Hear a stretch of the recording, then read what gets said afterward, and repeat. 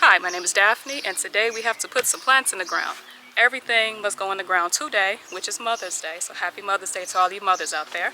But everything has to go in the ground today because we have rain on the forecast for the next 2 days, so Monday and Tuesday, and that's perfect. Because if everything's in the ground and looking bad because, you know, they're going through like the transplant fatigue, then the rain will just perk them up, and by Wednesday and Thursday they'll be beautiful. So like these babies here. These is a 6-pack of cayenne peppers that I got from a big box store, and they were $2.99 because they are tiny. But with what I'm going to put underneath them, once they get in the ground, they'll be good to go, especially after a few days of rain and TLC. So today is going to be a full day of nothing but planting, which I am all for on a Mother's Day.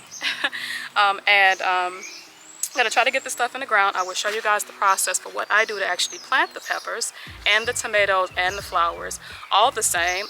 There's a few things I put underneath the roots to help them just get a little more established, and to also fertilize them within the ground and to feed your garden soil. Because if you don't feed the life forms in your soil, they won't help your plants. So it's very good to actually put something nutritious in the soil as well, outside of whatever else you're using. So I'll show you guys what my process is, and then what we are actually putting in the ground this year, or this season. Aren't they cute? Right, so every hole gets filled up with water. That way, I just find that it helps the plants better if you just fill the holes up with water. So I've already pre-dug the holes. There's 6 holes in this bed, and every hole gets filled up with water all the way to the top.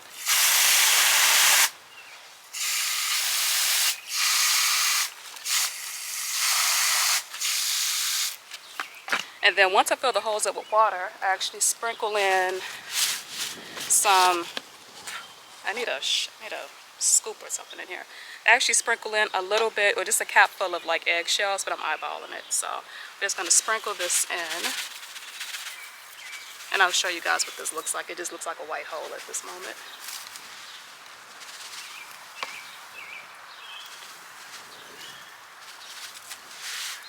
And it does take a while for eggshells to break down, so I'm not actually anticipating that this fertilizer might be readily available this season. But it might actually help because a lot of this is powdered. So it's supposed to help with calcium and blossom end rot, which you can also get on your peppers as well. But I'm using that primarily for the tomatoes. And a year's worth of saved eggshells gets you about, I'll have just enough for the tomatoes, and that's it. So in any case, all of the beds now have eggshells in it, and then I'm also going to drop some food in here. So I have a bucket here that is nothing but food waste in here, which has been collected. So there's 4 buckets of just little kitchen scraps that have been decomposing in the bucket. There's nothing cooked. It's literally just tea bags, which I need to rip open actually. So just black tea bags. There's orange peels. There is a lot of potato peels and peels from like broccoli, kitchen scraps. And then you just put those, some tongs, you put those into the holes as well. And this will decompose, especially be more helpful decomposing in the water space. And it'll give the plants some fertilizer underneath the roots. And I found also it helps maintain the moisture in the soil as well. So peppers don't really like to have their feet wet, so I don't water these beds so much. But in the event that there are droughts where there isn't a lot of rain, I have found that the plants that for years I've actually put food compost or food waste underneath the plants, they were actually better able to withstand the drought, because I think the food scraps actually gave the roots some moisture. So throw these out.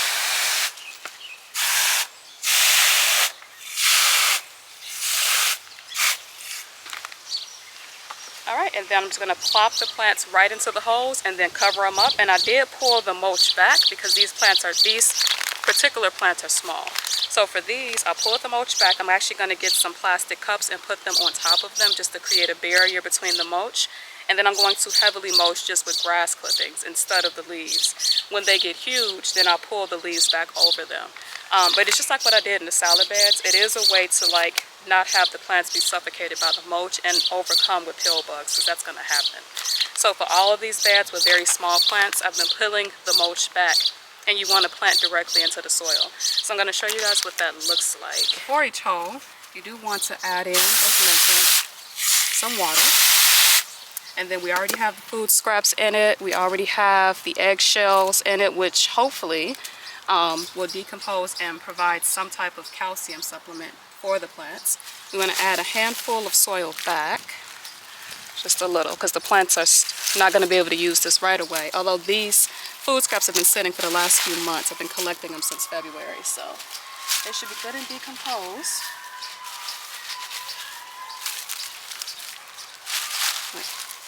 Add some soil, not the leaves, because the leaves will rob nitrogen if it's too much in the soil. All right, and then you want to take a plant, one of these, gently pull it up. The root is stuck in here. There's our plant here. And we're just going to stick this directly in the hole. Let's see if we can.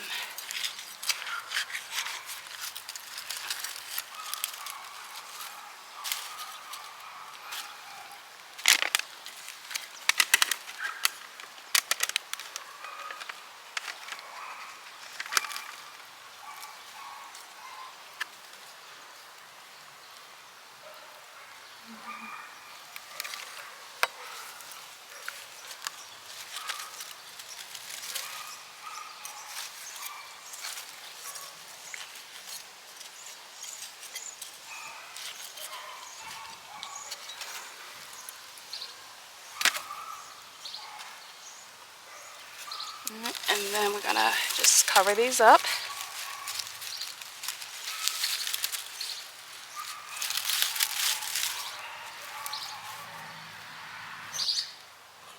Alright, so underneath the peppers there are the eggshells, there's the food scraps, there is the water that was actually placed directly within the holes, and then I will water them again after everything is done.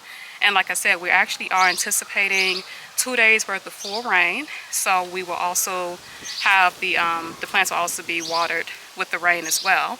After I finish the pepper plants, I'm actually going to grab the plastic cups and put them directly on top of the plants just to give them a little more stability until they get larger.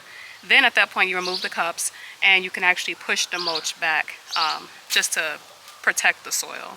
But these were 3 plants down and we have 3 more to go. And the space is over here. So 1, 2, 3.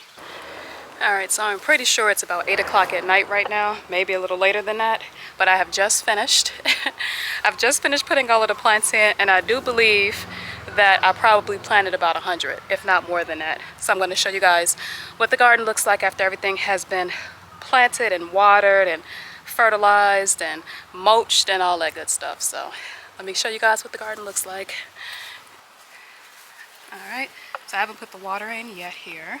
But I did, this oregano was originally in the enclosed garden area near the mugwort. And I actually dumped this one out because this oregano had died. And I just put a new oregano in here with some fertilized soil. And hopefully with a little bit of water, it will actually continue to come back in here for a few years. Because this one was actually here for about 3 years before it died. I also planted 2 very tiny tomatoes right here. They are Sun Sugar Cherry tomatoes, and hopefully they make it, but I'm going to have to put some plastic cups around them just to keep the mulch from covering them over. There's food scraps and eggshells at the bottom of these as well. And look at these peas, and I do have to cut those chives. And then look at this, just hiding some more huge asparagus. And these 2 can actually be cut, so I'm going to take that one and that one for tomorrow's dinner. And this raspberry jungle. I mean, I didn't do anything with this today, but it's pretty impressive. I think I might be trying to get some berries on it. Look at that already.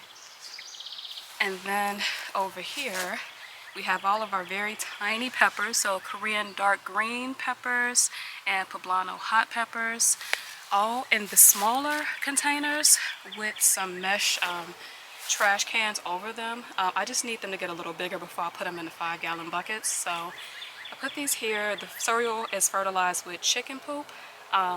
and some comfrey juice or comfrey fertilizer as well. So they should be fine to grow in here. And when they get too large for these containers, they'll just be up potted to the 5-gallon buckets. And the garbage cans will keep the squirrels from digging them up or anything else getting into them, hopefully. And inside of here, I just picked up all of the cups, and it was an impressive amount of cups. I did trim back some of the yarrow, and we have a couple of borges that need to be rehoused, but we have an Amish paste, tiny Amish paste right here, and Amish paste here with some basil. I'm not sure exactly what type of basil this is. Oh, cinnamon basil here. And then we have another small Amish paste here. And I think this one is Sam Queen basil. No, cinnamon basil here. Amish paste here. Genovese basil here, which is, you know, needing fertilizer, but now that they're in the ground, I'm hoping they do much better. We have some up-planted borage there. Some spare salad greens here. I did up-pot some bunching onions from another bed and actually put them here, just because this plant was a lot healthier than the one that was actually in this bed. And I dumped a bunch of food scraps at the bottom of this as well. So hopefully this plant is actually will grow and be healthy. And probably could be split, but I'm not going to do that this year. And then we have San Marzano there and there, and Sam Queen basil there. And then on either side of the kale, we have a marigold, a beautiful orange marigold. Then we have some spare Cherokee purple tomatoes here. We have some well, I think this is actually Sam Queen basil. And I think this tiny itty bitty tomato here is an Amish paste. We have an Amish paste here, I think. But I think it's a mystery tomato, but I'm pretty sure it's an Amish paste.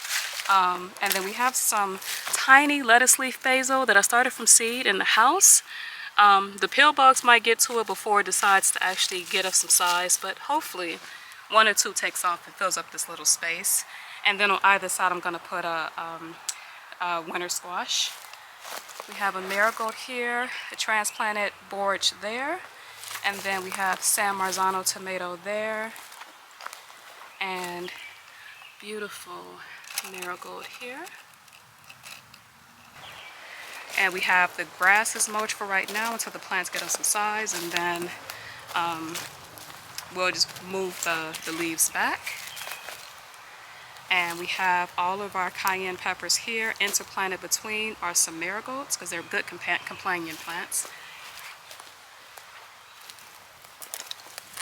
In here, outside of these beautiful chives, we actually have 2, 4, 6, 8, 10, 11 chamomile plants planted out. And I've been cutting the hedge and just until I can get them in the ground. And then we have one little marigold here that should survive if these take over the bed. We have some various zinnias there. Then in this bed we also have some chamomile here. I think 2, 4, 6, 8 plants here. And then there's actually some asparagus planted in the back. And then in this bed we have 2 marigolds, which I might end up planting one. There are peas in this bed.